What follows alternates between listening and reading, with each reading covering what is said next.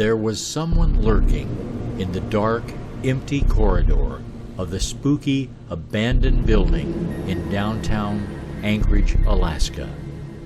Or was there? With a 16mm film can clutched tightly under my left arm and a .357 Magnum in my shaky right hand, I was ready for action as I nervously made my way to the KTVA Channel 11 TV station film processor, located in the all but empty basement of what was left of the downtown McKinley building following the 1964 Great Alaskan Earthquake. At 19 years of age, I went to work at KTVA Channel 11. It was after the earthquake, and the downtown McKinley building, where KTVA and KNIK-FM were located, had been badly damaged. Following the quake, the building was unoccupied, except for the studios and the offices of Channel 11 and KNIK-FM radio, where both were located in the building's first floor.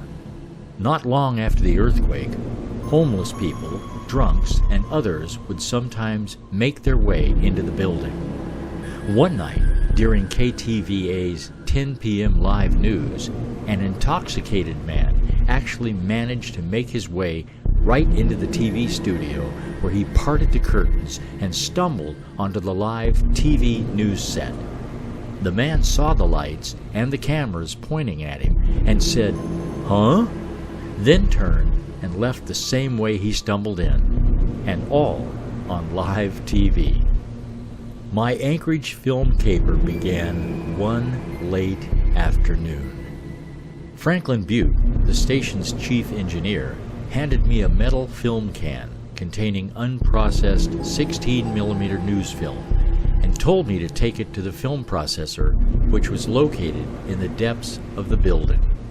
I wasn't thrilled with the idea, but I took the film can and started for the basement when Frank stopped me with, "Hold it, Mike. You may need this." And with that, he handed me a leather-holstered .357 Magnum pistol. Wide-eyed, I asked, "What do I need this for?" Frank shrugged his shoulders and said, "There may be drunks, burglars, or who knows what down there."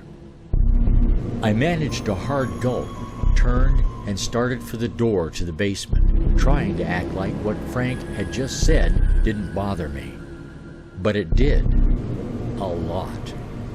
A few minutes later, as I reached the door to the basement, my imagination had kicked into high gear.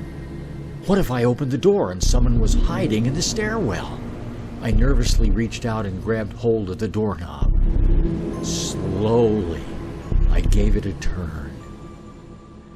Gradually, I opened the door and peered into the beginning of the stairwell. The few shafts of dim light played games with my teenage mind. It looked like I was about to descend into the bowels of a dark, terrifying world. Quickly, I stepped into the stairwell, put the film can down on the floor, then stood back up and strapped on the gun holster.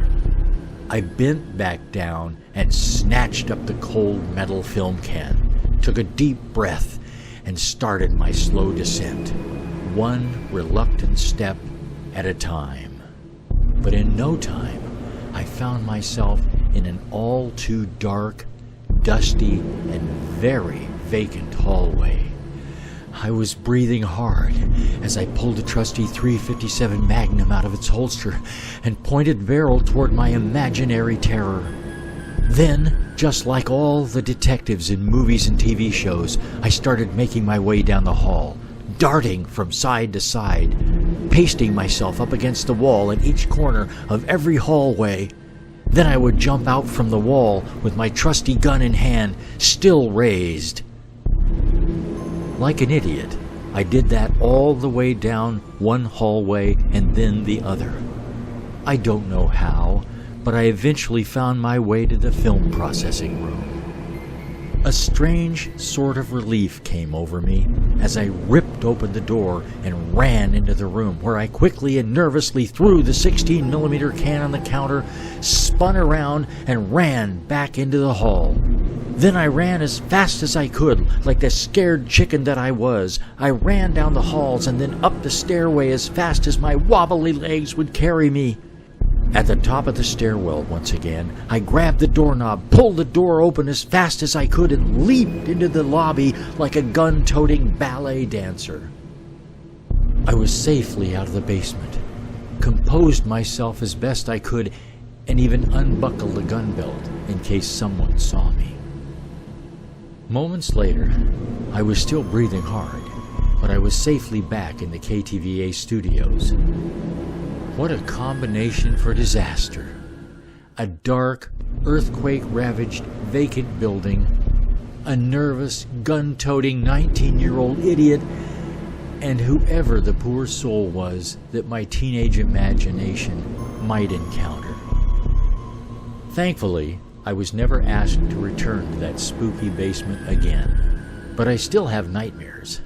Only now, I'm the Anchorage, Alaska version of Detective Sam Spade. No one would dare bother me.